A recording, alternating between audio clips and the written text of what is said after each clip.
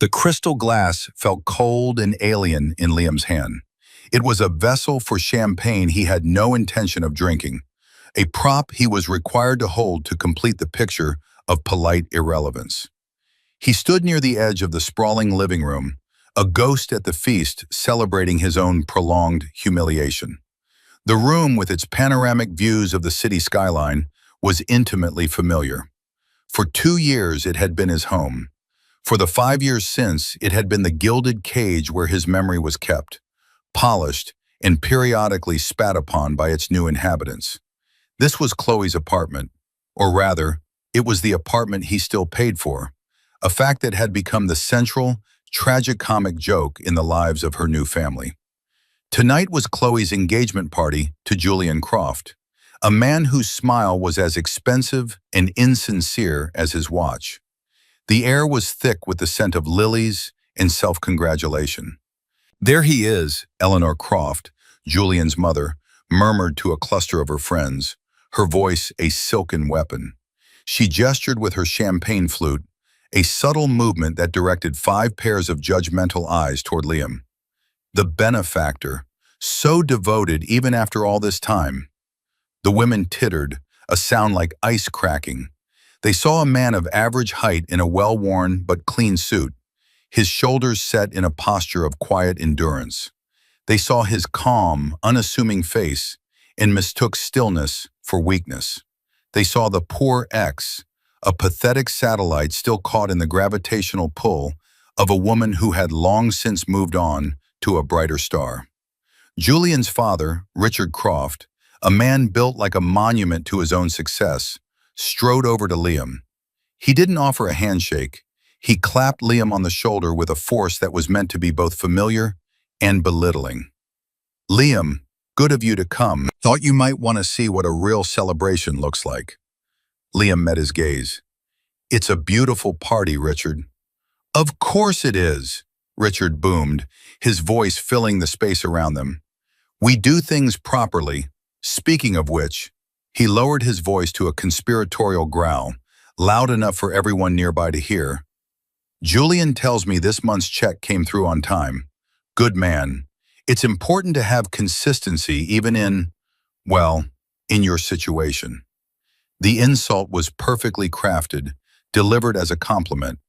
It implied that Liam's only remaining virtue was his reliability in subsidizing the life of his replacement. Liam's face remained a placid mask. Inside his pocket, his fingers found a small, cool piece of metal. It was an old-fashioned brass key, its teeth worn smooth with time. He'd carried it for 5 years. It was his secret, his anchor in this sea of condescension. They thought he was clinging to the past. They had no idea he was holding the key to their future.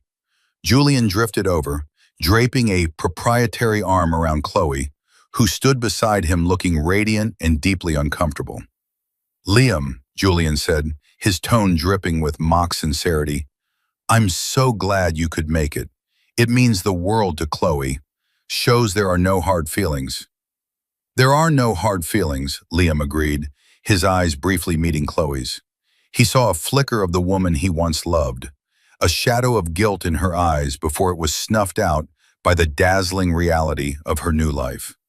She had made her choice, and she wore it like a diamond necklace. "We're actually going to have some big news about this place later," Julian continued, gesturing around the apartment. "A new chapter, a final one, you could say. It's time to tidy things up." The threat was clear. His financial support, the last tenuous thread connecting him to Chloe, was about to be ceremoniously snipped. They thought this was the end of a sad little story. They didn't know it was the prologue to a much larger one.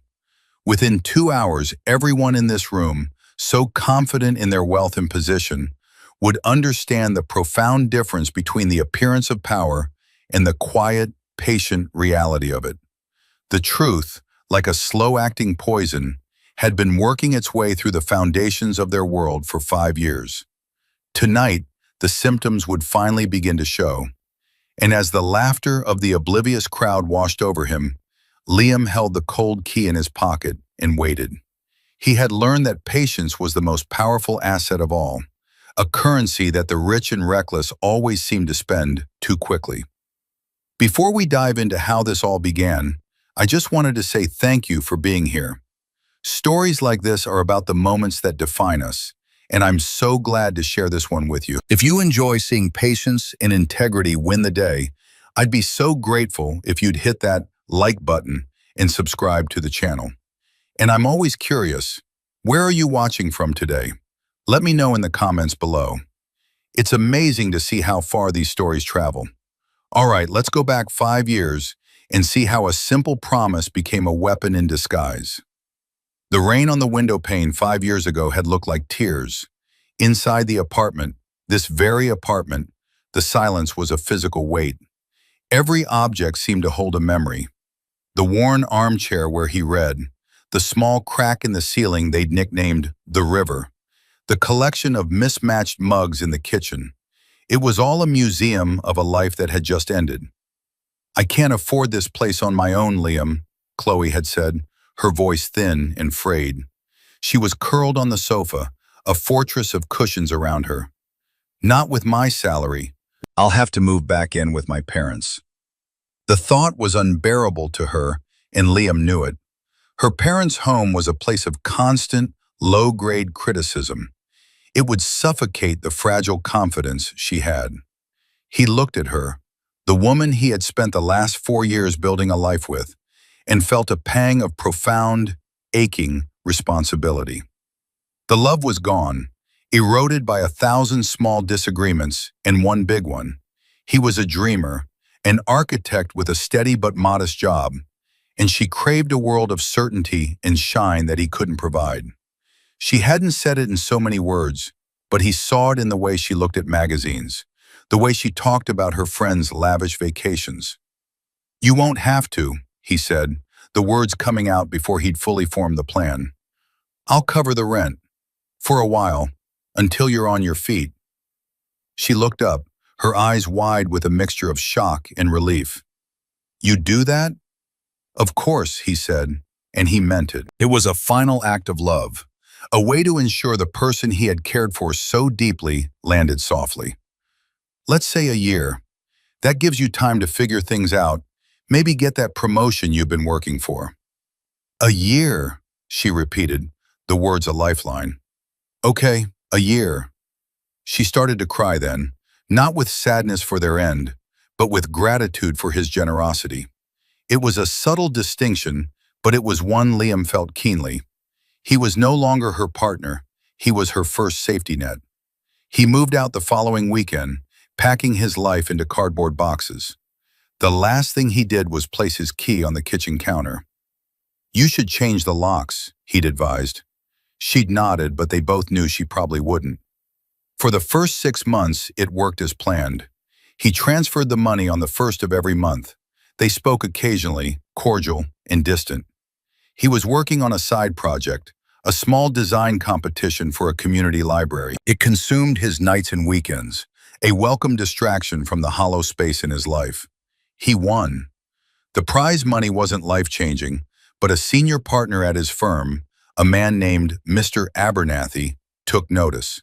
He saw something in Liam's design, a blend of classicism and efficiency that appealed to his old-school sensibilities. He started giving Liam more significant projects. Then Chloe met Julian. She told him about it on the phone, her voice bubbling with an excitement he hadn't heard since their early days. Julian was in finance. He was charming, ambitious, and from a family with a name that opened doors. Liam was happy for her, genuinely. His promise had been to help her land on her feet, and it seemed she had landed in a field of clover. The first meeting was a disaster. Chloe had invited him for a drink to formally meet Julian. It was at a sleek, minimalist bar where the cocktails cost more than a decent meal. Julian was everything Liam was not: loud, polished, and radiating an unshakable confidence that bordered on arrogance. "So, you're the famous Liam," Julian said, shaking his hand with a grip that was all about establishing dominance. "Chloe's told me so much about you. You're an architect, right? Design buildings?" "Something like that," Liam said. "Fascinating," Julian said without a hint of fascination. I'm in acquisitions. We buy buildings. Guess we're in the same business in a way. Only my way is more profitable, he laughed. Chloe forced a smile. The conversation went downhill from there. Julian learned, through Chloe's nervous chatter, that Liam was still paying her rent. His eyes lit up with a kind of predatory glee. It was the perfect piece of information, a tool he could use to define Liam completely. "You're still paying for the apartment?" Julian asked, feigning surprise. "Wow, that's incredibly generous." He drew the word out, infusing it with pity. "Chloe, darling, you didn't tell me you had a patron." Chloe flushed. "It's not like that, Julian. It was an agreement we made when we broke up." Of course," Julian said, patting her hand. "Still, a man of principle. I respect that."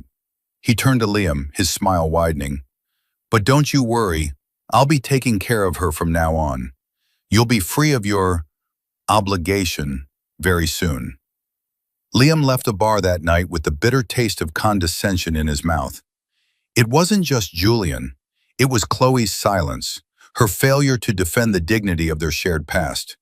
She was already learning the rules of her new world. You don't correct the man who is buying you dinner. A month later, he met Julian's parents. It was an accident. He was dropping off a book Chloe had left at his old place, and they were there, having just arrived for a surprise visit. Richard and Eleanor Croft were Julian in concentrated form. Richard assessed him with a quick, dismissive glance, the kind a man gives to a waiter or a valet. Eleanor's smile was a masterpiece of social warfare, warm on the surface, arctic beneath. Within 5 minutes, Julian had, with practiced casualness, relayed the story of Liam's patronage. Richard had chuckled. "Well, I'll be. A modern-day arrangement. Son, you found a woman with a good benefits package." Eleanor had placed a delicate hand on Chloe's arm. "My dear, it's sweet, but a little sad, don't you think? You must let us help you become fully independent of these old ties." They spoke about him as if he weren't in the room. He was no longer a person. He was a topic, an amusing anecdote. The poor ex.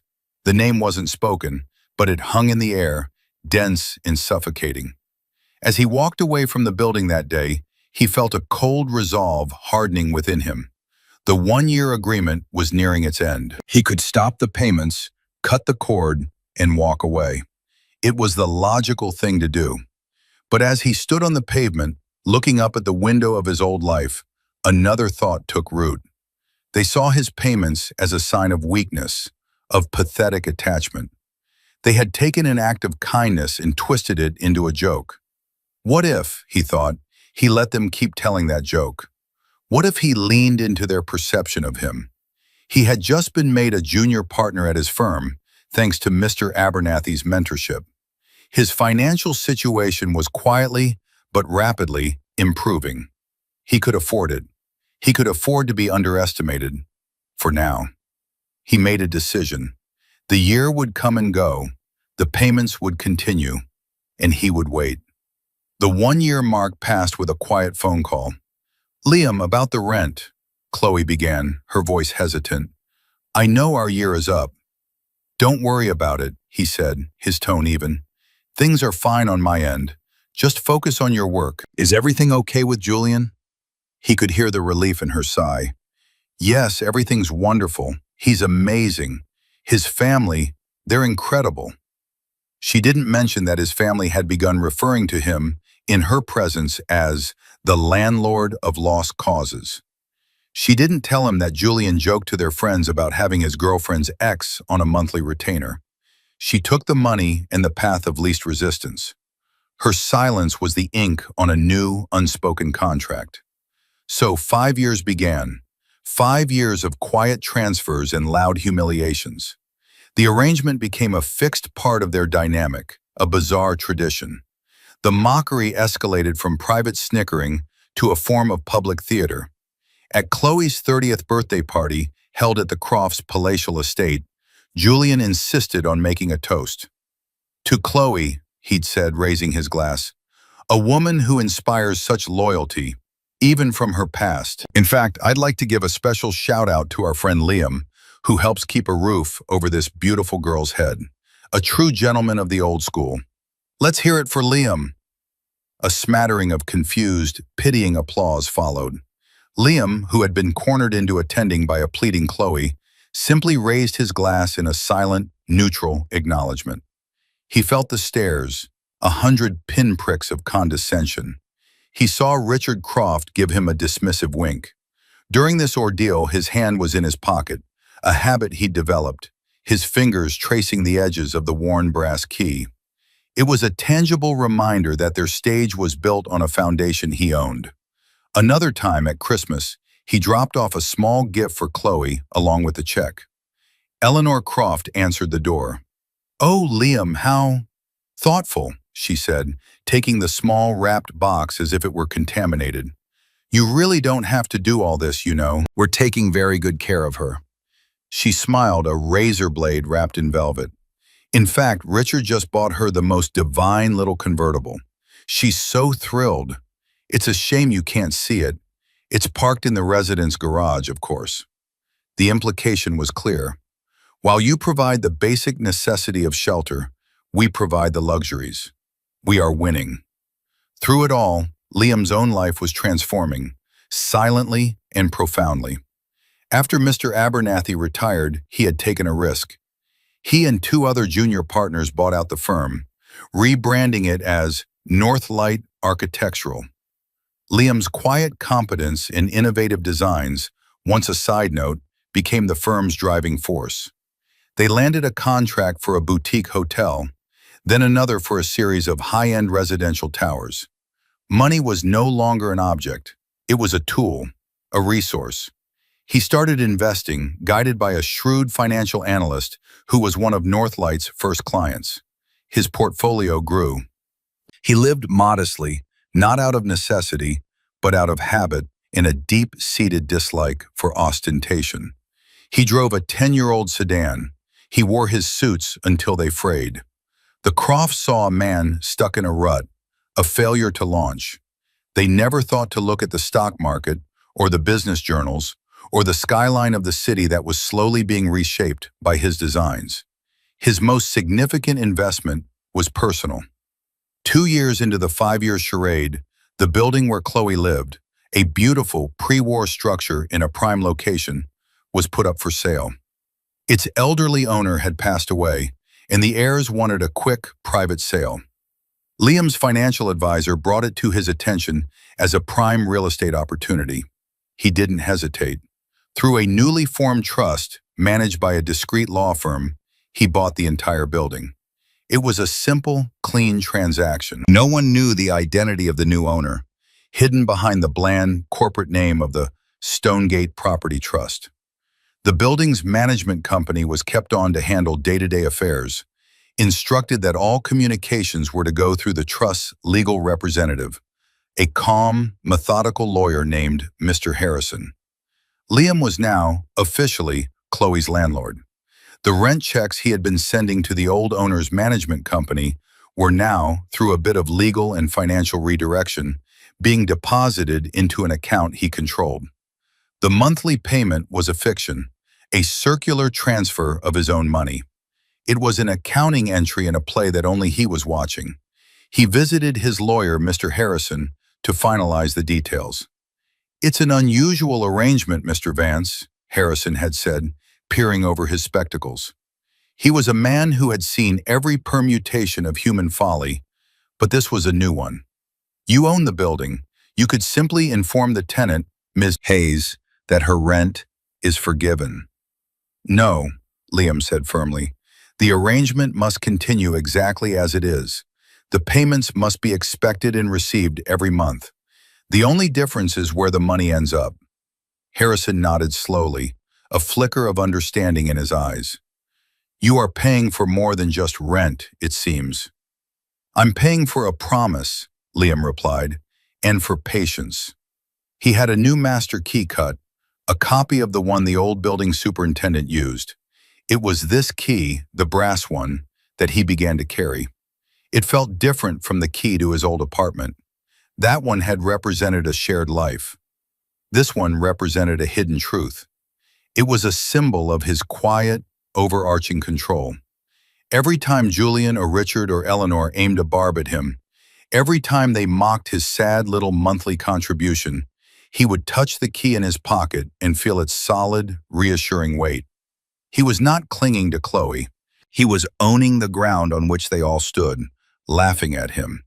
And he was letting them dig their own graves, one condescending remark at a time. The final act was set in motion by a single, boastful statement. It was a Sunday afternoon, and Liam was at his office, sketching out a concept for a new urban renewal project. His phone buzzed. It was Chloe. Her calls were rare now, usually reserved for logistical questions or moments of high emotion. "Liam, I have some amazing news," she said, her voice a little breathless. "Oh? Julian and we're engaged." "Congratulations, Chloe," he said, and the sentiment was genuine, if complicated. "I wish you all the best." "Thank you, that means a lot. We're having a party to celebrate, at the apartment, in 2 weeks. I'd really like it if you could come." It was a bold request, even for her. "I don't know if that's a good idea, Chloe." "Please, Liam," she insisted.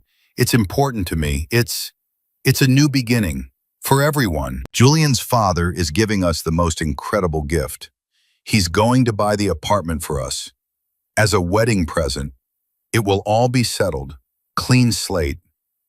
Liam froze, the charcoal pencil motionless in his hand.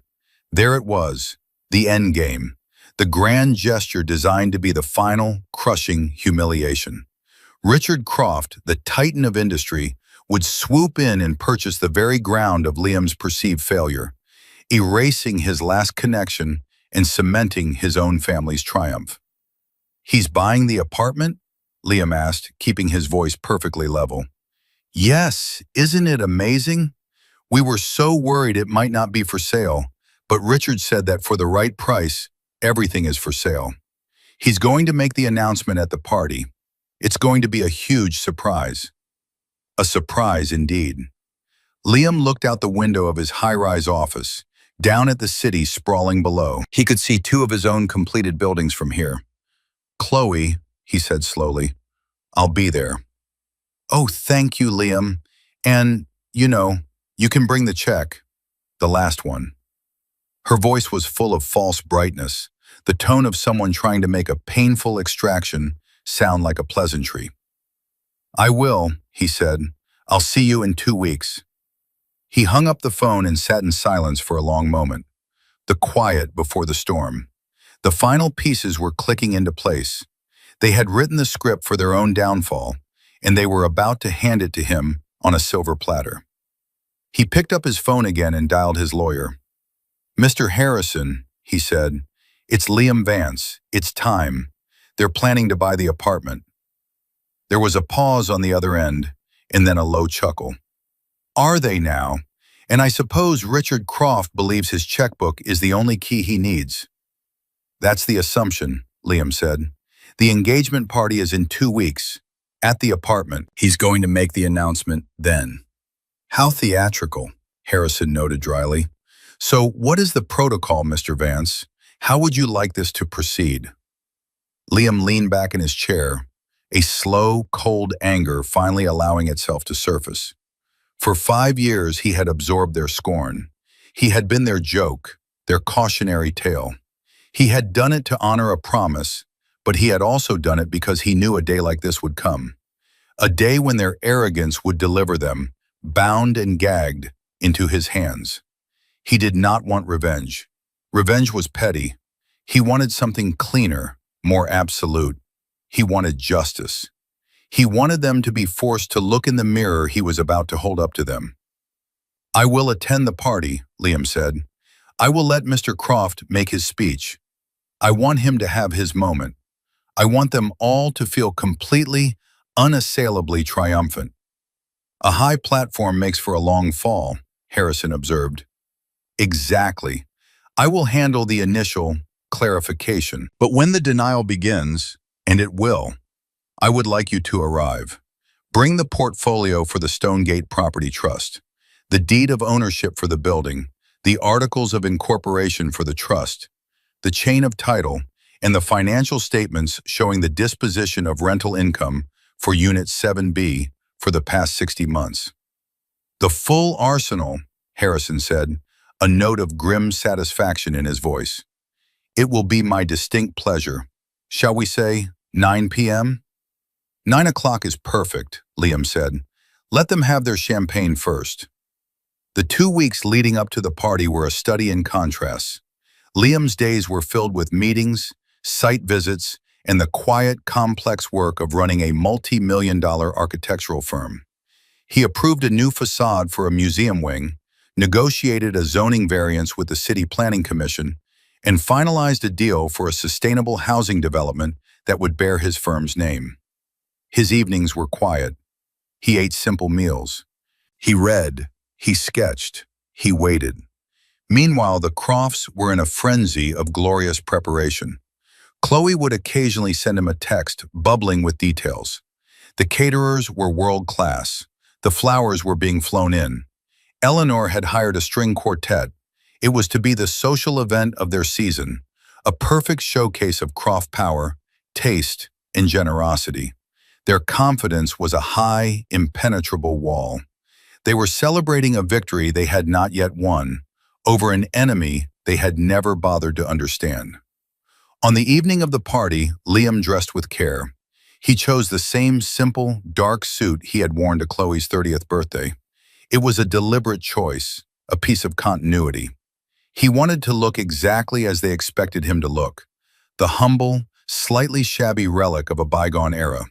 In his pocket, he placed a crisp, white envelope, and next to it, the worn brass key. The apartment was dazzling, transformed from a home into a showroom. White orchids cascaded from every surface. Waiters moved silently through the crowd with trays of champagne and impossibly small, delicious-looking things on toast. The string quartet was in the corner, playing Vivaldi. It was a perfect picture of effortless wealth. Liam entered without fanfare. He was just one more body in a room of over 100, but he felt the moment his presence was registered. A subtle shift, a few exchanged glances. The guest of dishonor had arrived. Chloe saw him first and hurried over, her smile stretched tight over her anxiety. "Liam, you came." "I said I would," he replied, handing her the white envelope. "The last one." She took it, her fingers brushing his. The envelope felt like a burning coal in her hand. "Thank you," she whispered, then quickly tucked it into her clutch, as if hiding evidence.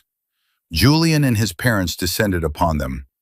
"Liam, you made it!" Julian boomed, clapping him on the back again with that same infuriating, condescending force. "Get this man a drink, the good stuff." "No, thank you," Liam said quietly. "I can't stay long." "Nonsense," Richard Croft interjected, steering him further into the room. "You have to stay for the main event. It concerns you, in a way. The closing of a chapter, you might say." Eleanor smiled her icy smile. "Yes, Liam.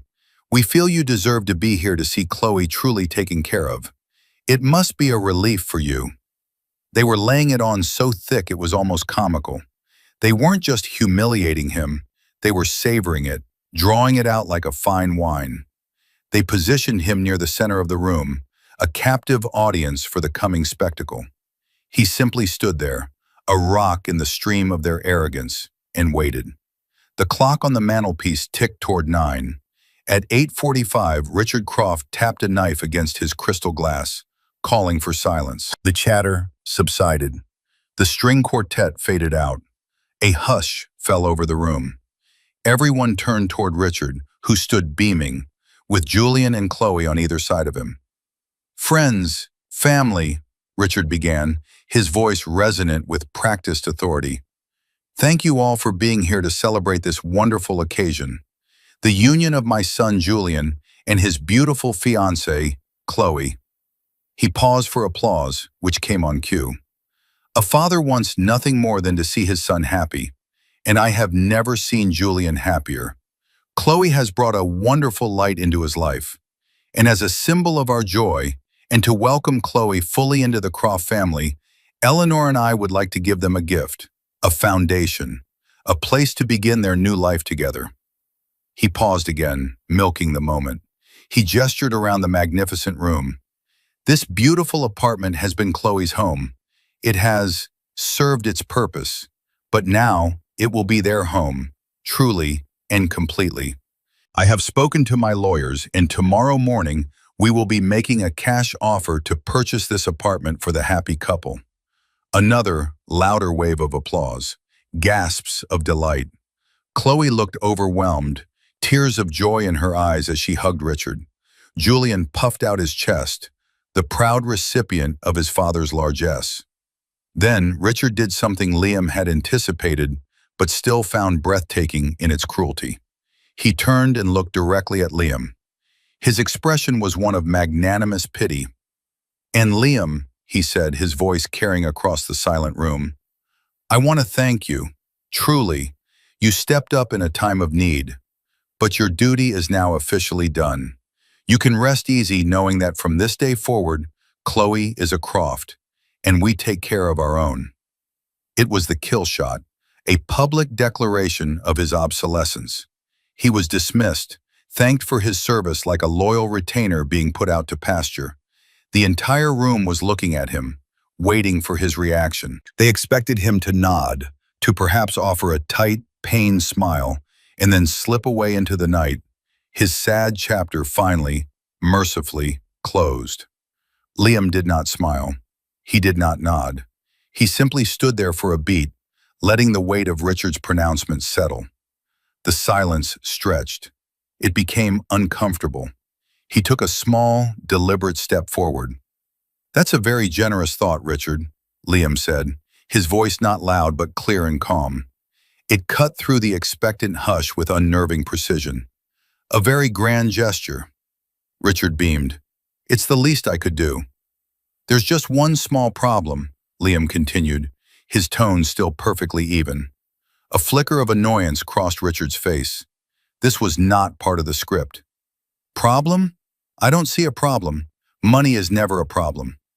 Liam looked around the room, meeting the eyes of the curious onlookers.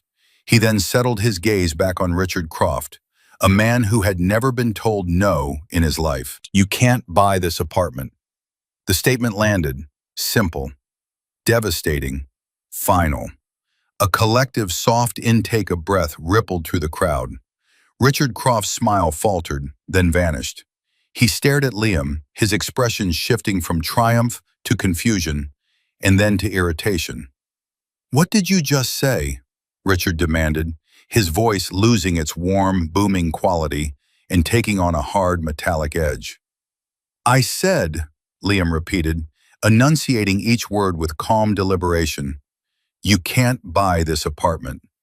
He held Richard's gaze, refusing to be intimidated. "It's not for sale." A nervous laugh escaped Julian's lips. "Don't be ridiculous, Liam. Dad said it himself. Everything is for sale for the right price. My father is not a man who makes idle offers." "I'm sure he isn't," Liam replied, turning his attention briefly to Julian. "But his offer is irrelevant. The owner of this property is not interested in selling. Not to you, not to your father, not to anyone." Richard Croft took a step forward, his face darkening.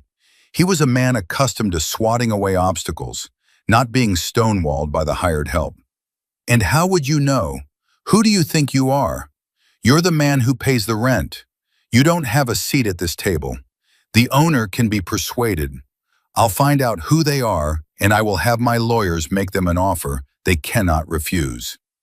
"That's the second problem, Richard," Liam said, his voice dropping slightly, drawing everyone in. "You can't. The owner is a private trust. They value their privacy. They don't take unsolicited offers." The room was now utterly still. The string quartet might as well have been on another planet. The air crackled with tension. This was no longer a celebration. It was a confrontation. Chloe looked back and forth between Liam and her future father-in-law, her face pale with confusion and a dawning sense of dread. She had expected Liam to shrink away. Instead, he was standing his ground against a titan, and he did not seem to be losing. Richard let out a short, sharp bark of a laugh, a sound utterly devoid of humor. A trust? That's just a legal shell, a layer of paperwork. I eat trusts for breakfast. I'll buy the whole damn building if I have to. I'll find the man behind the curtain, and I will write him a check that will make his head spin. A faint smile touched Liam's lips for the first time that evening. It was a cold, grim smile. You seem to be under the impression that this is about money, Richard. It isn't. But since you're so determined— He paused, letting the silence hang in the air, thick and heavy. He reached into his pocket, not for the envelope, but for the other object. He pulled out the worn brass key and held it up between his thumb and forefinger, letting it catch the light of the chandelier. This key, he said softly, is not for this apartment. It's the master key for the entire building. Richard stared at the key, then back at Liam's face, a look of profound, sputtering disbelief dawning. What is the meaning of this? Is this some kind of joke? I haven't been laughing for 5 years, Richard. Why would I start now? Liam's voice was like ice. He then began to speak, not just to Richard, but to all of them. He began his list of grievances. For 5 years, your family has treated my promise to Chloe as a punchline.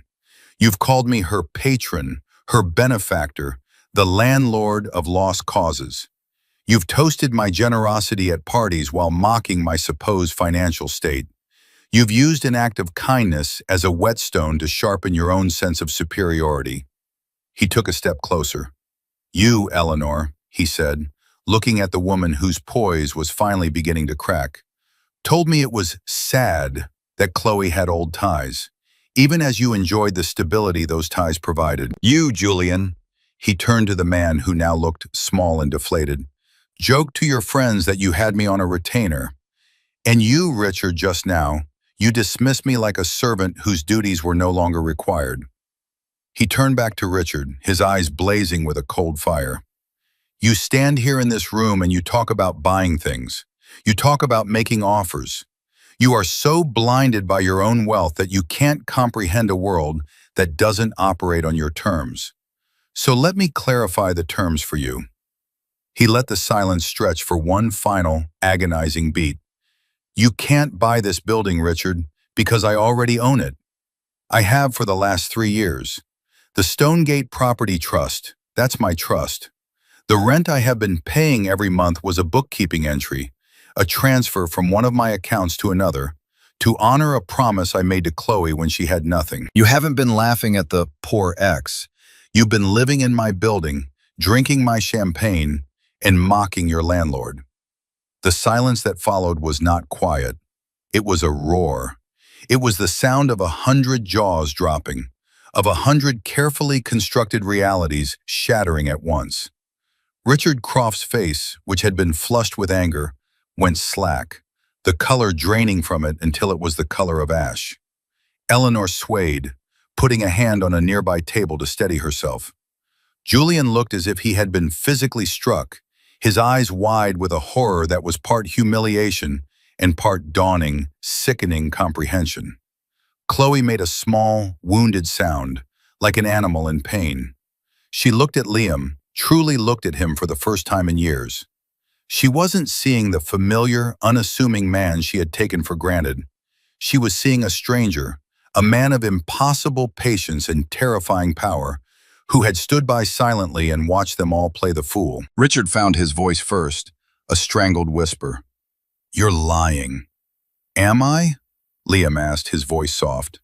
He glanced toward the doorway of the apartment. As if on cue, the door opened. A distinguished, gray-haired man in a conservative suit stepped inside, carrying a leather briefcase. He had the calm, implacable air of someone who was immune to drama. Mr. Croft, the man said, his voice cutting through the stunned silence. My name is David Harrison.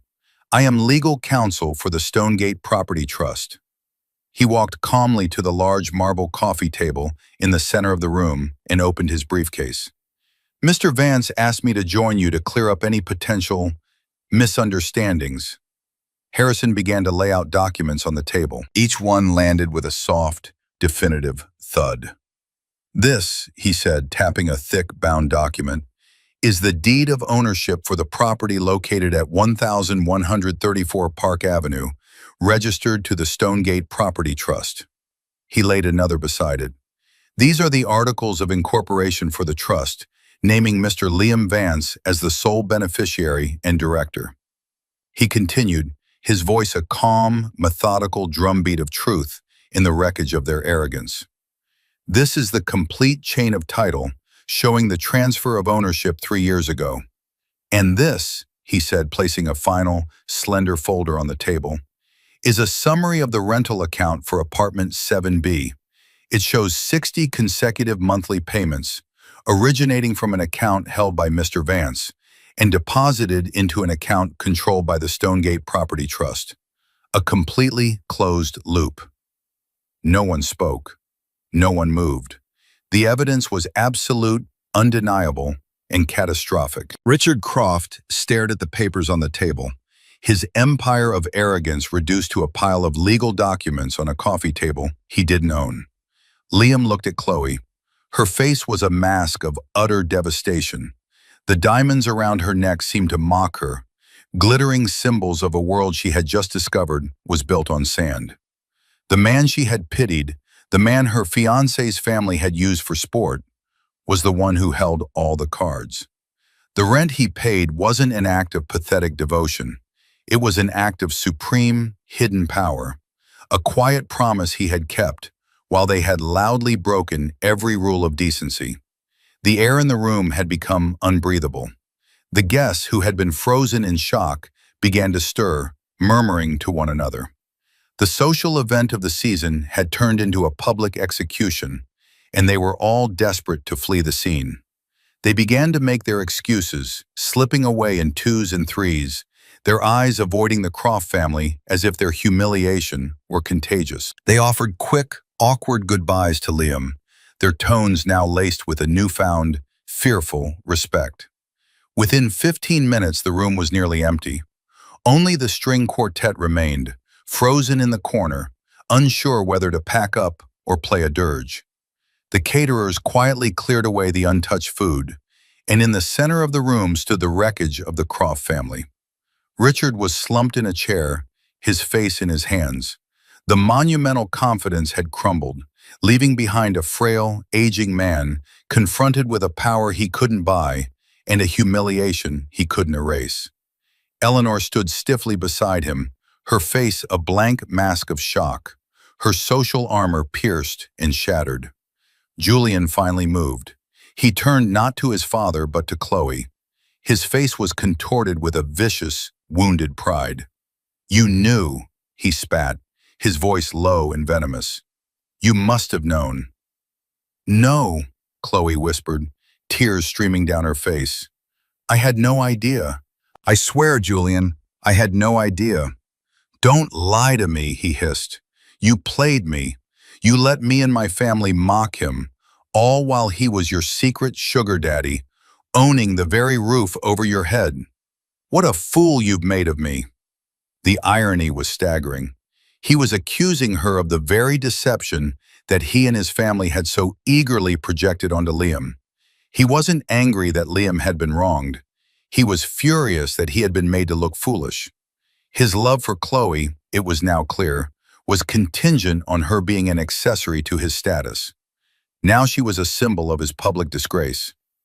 "That's enough, Julian," Liam said, his voice sharp for the first time. Julian whirled on him. You think you're so clever, don't you? Standing by, watching us, pulling the strings. This was a game to you." "It was never a game," Liam said, his voice returning to its calm, steady rhythm. "It was a promise I kept. What you and your family chose to do with that is on you. You built this stage, you wrote this play. I just delivered the final line." Chloe took a hesitant step toward Liam, her hands outstretched as if pleading. "Liam, I'm so sorry. I was weak. I was stupid. I let them. I am so, so sorry." He looked at her, and for a moment, he felt a flicker of the old affection, the memory of the woman he had once loved. But it was buried under 5 years of accumulated disappointment. Her apology was real, he could see that, but it was a battlefield confession, extracted under duress. It had come 5 years too late. "I know," he said, and his voice was not unkind, but it was distant. The warmth was gone. "Mr. Harrison," he said, turning to his lawyer, who was quietly packing his briefcase, "I think we are done here." Mr. Harrison nodded. "Indeed, Mr. Vance." As Liam turned to leave, Richard Croft finally looked up. His eyes were red-rimmed, filled with a desperate, pathetic plea. "What do you want?" he rasped. "My company? An apology? Name your price." Liam paused at the door and looked back at the broken man. "I told you, Richard, this was never about money. I don't want anything from you. Your price is the truth. You get to live with it." He walked out of the apartment, leaving them behind in the silent, flower-filled room that was no longer theirs, under the weight of a humiliation of their own making. He didn't look back. The brass key in his pocket felt, for the first time in a long time, blessedly light. The days that followed were a cascade of consequences.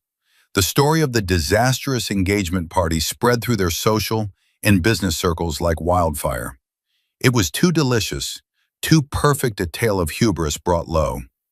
Richard Croft, the man who could buy anything, publicly humiliated by the quiet, unassuming ex of his son's fiancée, an ex who turned out to be his landlord. It became a legend, whispered at dinner parties and in boardrooms. Richard's reputation for invincibility was shattered. A few of his more nervous business partners, spooked by his public display of poor judgment and arrogance, began to quietly pull back from a major development deal they had been structuring. The foundation of his empire, built as much on perception as on capital, had developed a hairline crack. Julian and Chloe's engagement imploded. Julian could not overcome the wound to his pride. He couldn't look at Chloe without seeing his own humiliation. He saw her not as a partner, but as the living embodiment of his family's greatest social blunder. Their fights were bitter and circular. He accused her of being a knowing accomplice. She accused him of being cruel and shallow. A week after the party, he moved out of the apartment, leaving her alone with the orchids that were now beginning to wilt. The diamond necklace and the convertible were quietly repossessed. Chloe was adrift. Her glittering future had evaporated overnight. Her friends, who were really Julian's friends, stopped calling. She was a pariah, a reminder of the Croft family's spectacular fall from grace. She spent her days in the silent, cavernous apartment, surrounded by the ghosts of a life that was never really hers. 2 weeks after the party, a courier delivered a thick envelope to her. It was not from Liam. It was from the law offices of David Harrison on behalf of the Stonegate Property Trust. Inside was a legal document. It was not an eviction notice, not in the cruel sense. It was a formal, polite, and utterly impersonal notification that her current month-to-month lease would not be renewed. As per the terms of the original agreement, she was being given 30 days' notice to vacate the premises. The cold, legal language was more devastating than any angry outburst could have been. This wasn't personal, it was business. Liam was not punishing her, he was simply closing a file. She was a tenant, and her lease was over.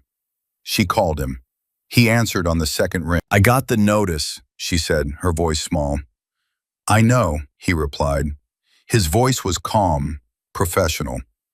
"Liam, please," she begged, the words tumbling out. "Can't we talk about this? I have nowhere to go. I can't afford a place like this on my own, you know that." "The original agreement was for 1 year, Chloe," he said, his voice gentle but firm. "I gave you 5. I kept my promise. I gave you a soft landing. It's time for you to learn to fly on your own." "But I can't pay you back," she cried. "For all those years, the money." "You don't owe me any money," he said. The money was a fiction, a bookkeeping entry. What you owe is something you can't pay back with a check. You owe it to yourself to stand on your own 2 feet, to build a life that isn't subsidized by me, or by the Crofts, or by anyone. There was a long silence on the line. She was finally beginning to understand.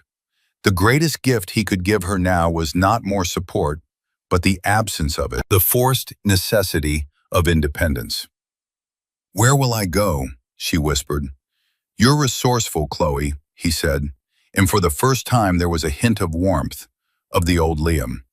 "You'll figure it out. It might be hard, but it will be yours." He helped her in one final, anonymous way. He had Mr. Harrison send her a check for a sum equivalent to 3 months' rent, not from him, but from the Tenant Security Deposit Return Fund of the Stonegate Property Trust. It was enough for a deposit and first month's rent on a small, modest apartment in a less fashionable part of the city. It was another soft landing, but this time it was a launch pad, not a gilded cage. She moved out at the end of the month. Liam didn't go to the apartment. He didn't need to. He knew that chapter was finally, truly closed. He had the locks changed the next day. The apartment was renovated and put back on the market, rented to a young family who had no idea of the drama that had unfolded within its walls. 6 months passed. The city continued to change, to grow, to build and rebuild. Liam stood on the rooftop of his firm's latest project, a sleek, environmentally conscious residential tower that had won 3 architectural awards before it was even completed. The wind was cool and clean up here, high above the noise of the streets.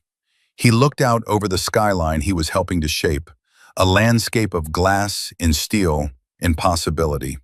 He had not sought revenge, but a form of justice had unfolded nonetheless. Poetic justice. The Crofts, who were so obsessed with appearances, were now consumed with managing the appearance of their own downfall. Their wealth was a plaster over a wound that refused to heal. They had lost the one thing their money couldn't buy back, their unshakable belief in their own superiority. He thought of Chloe occasionally. He had heard through a mutual acquaintance that she was working as an assistant manager at an art gallery. She lived in a small, one-bedroom apartment that she paid for herself. She was taking pottery classes on the weekends. She was, for the first time in her adult life, building something that was entirely her own. She had been forced into the independence she had always feared, and by all accounts she was slowly, painstakingly, finding her footing. She had been humbled, but not destroyed. Liam felt a sense of peace. He had honored his promise. He had protected his dignity. He had held a mirror up to arrogance and allowed it to see its own reflection. He had learned that true strength wasn't about displaying power, but about having the patience and integrity to use it wisely, or not at all. The world was full of noise, of people like the Crofts, who shouted their worth from the rooftops. But real value, he knew, was built quietly, with solid foundations, integrity, and the kind of patience that could outlast any storm. He no longer carried the brass key in his pocket. He didn't need it anymore. He had turned the key on that chapter of his life, and in doing so, had unlocked his own future. This story is a powerful reminder that a person's true worth is not measured by their bank account, their job title, or the opinions of those who seek to diminish them. It's measured by their integrity, their character, and their quiet adherence to the promises they make, both to others and to themselves. Liam's victory wasn't in revealing his wealth. It was in remaining true to his own principles in the face of years of disrespect. What do you think? Was Liam's patient strategy the right way to handle the situation, or would you have confronted them sooner? I'd love to read your thoughts in the comments below. Your perspective makes this community what it is. And if you found this story of quiet triumph and poetic justice satisfying, please consider liking this video and subscribing to the channel for more stories that celebrate the power of integrity. Thank you for joining me today, and I look forward to sharing another story with you soon.